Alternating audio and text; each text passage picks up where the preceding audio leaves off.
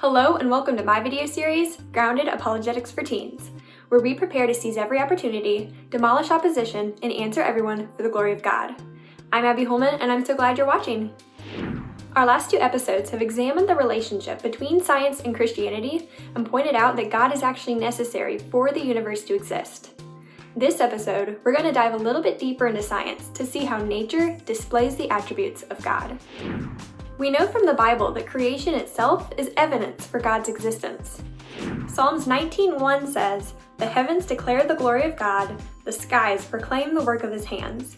In Romans 1, verse 20, Paul tells us that God's attributes can be clearly seen in the world he made.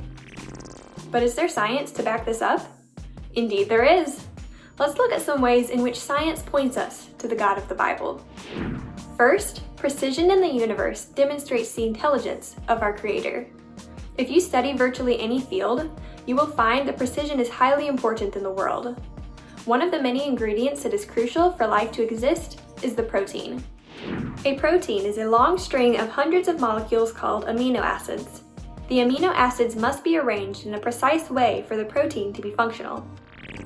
Dr. Douglas Axe, a professor of molecular biology, estimates that the chance of randomly forming just one of these proteins is 1 in 10 to the 77th power.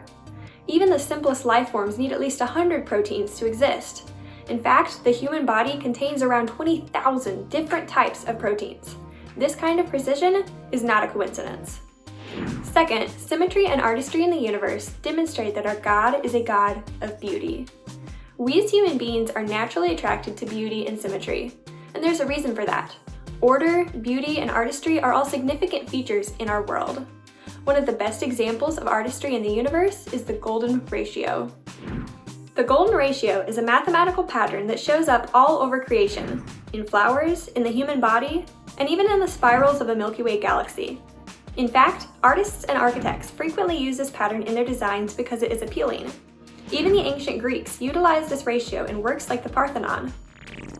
It is hard to believe that such a unique mathematical ratio would show up so often simply by random chance. Lastly, the purpose displayed in the universe demonstrates the wisdom of our Creator. When scientists discover a new body part, they immediately start trying to determine its purpose.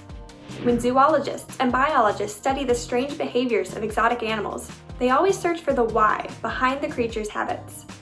When archaeologists excavate a site and discover some ancient tools or instruments they've never seen before, what is the first question they ask? They ask, what was this used for? What was its purpose?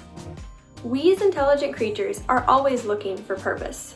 We constantly question the purpose of the circumstances around us, and some of us may even be questioning our own purpose in life, the reason we exist.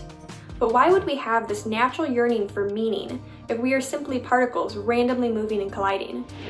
Purpose is a clear indication of a wise and prudent Creator.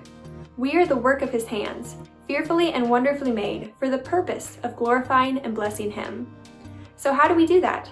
How do we live out the purpose for which we were created? By serving God through our lives and sharing His grace and truth with others. Thanks for watching. Shout out to Calvary Chapel Youth Group from Kanab, Utah. Y'all are awesome.